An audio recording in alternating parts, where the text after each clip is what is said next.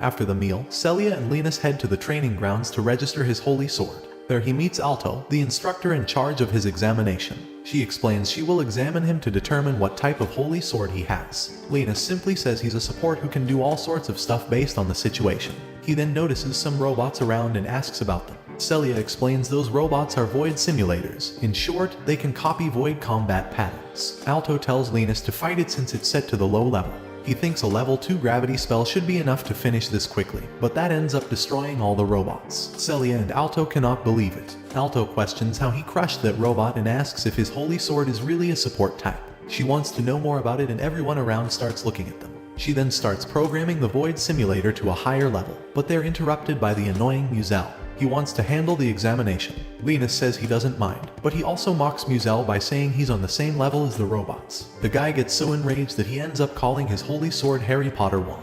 His pet girls also call up air weapons, but Celia claims that a 5-on-1 isn't fair. But Muzel simply claims that his holy sword has the ability to control others as his weapon. Yet, Linus arrogantly says he will just defeat the 5 noobs. Celia decides to join and help him, falling into Muzel's plan, because he will allow her to help Linus under one condition. If she loses, she will join his platoon and become his toy. Linus knows that Muzel simply wants to clap Celia and decides to take advantage of it. He accepts that condition, but if Muzel loses, he must never bother Celia again. As you know, the guy is so dumb that he ends up being overconfident and accepts. Linus tells her that he won't allow anyone to touch his girl, and Celia starts blushing. Celia then asks Alto for a training sword, a holy sword replica made for training. After setting up their positions, they decided to start. Celia quickly dashes forward and knocks one of the girls down.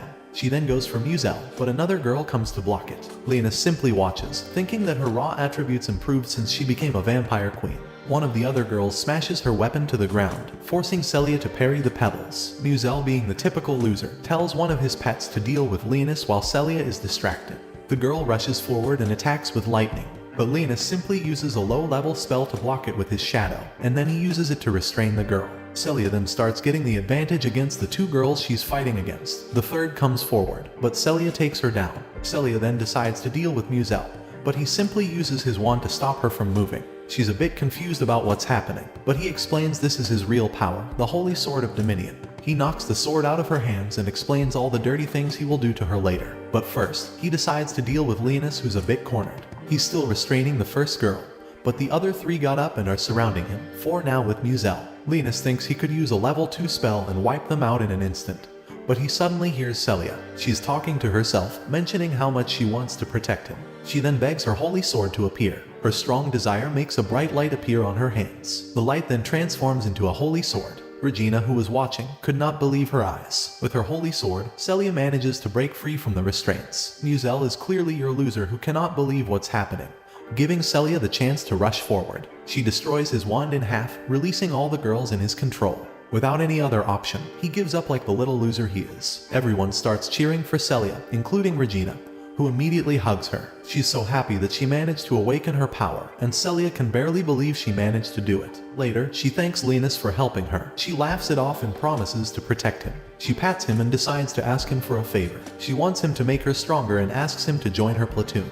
He quickly accepts the deal. They throw a welcoming party, where Regina cooks a huge feast. Elfine then tells Linus to come to her room so she can analyze his skills, and that drives the real conversation to begin. There are no more open rooms in their dorm, so Linus will have to stay with someone. Regina quickly jumps into the conversation. She wants that clap session. She even promises to make him sweets every day. Sakuya also wants a piece of that, despite being out most of the day. Elfine joins, stating she has tons of plot in her room. Linus has so many options, but Celia jumps in between. She considers herself his guardian, therefore she will make sure he's cozy at night. The girls suspect something, but Linus mentions he'd rather stay with Celia, not because the winter is cold, but because that will allow the 2 of them to keep their secrets, especially because she will need to get mana from his blood. As promised, Linus goes to Elfine's room to be examined. She uses her holy sword Eye of the Witch to scan his data. Linus is impressed about it, but she explains that she lost her holy sword powers and her capabilities are now limited. She reveals she was part of the 7th platoon.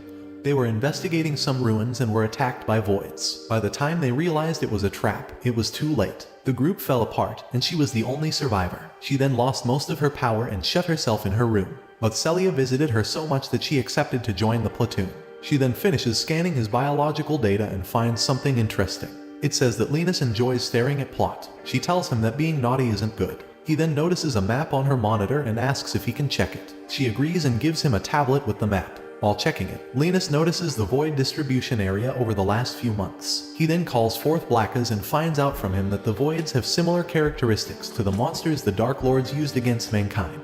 He then orders Blackas to investigate the spots presented on the map. Blackas disappears and Sherry suddenly appears. She also has a report. People don't know about any demon lord. They don't even know about ancient gods or the war between the Dark Lords and the 6 heroes from 1,000 years ago. He asks her to continue her investigation. Meanwhile, there's a group of divers investigating the underwater ruins. They find a huge tree with a face. The tree starts calling Linus' name and attacks the divers. The next day, Linus wakes up and notices his neck has been bitten. He immediately gets into Celia's room and orders her to get up. Since his minion, she immediately gets up, confused about what he did. He shows her the master contract mark, explaining he can simply order her around, and she cannot refuse his orders. She suddenly gets flustered and asks if he can also literally order her to do plot actions. Linus explains that he won't order her to do those kinds of things. She rests assured, deciding to believe that Linus will always be trustful. Linus then changes the topic, asking if she sucked his blood while he was asleep. She gets shy, mentioning she sucked a little because she couldn't help herself in the middle of the night.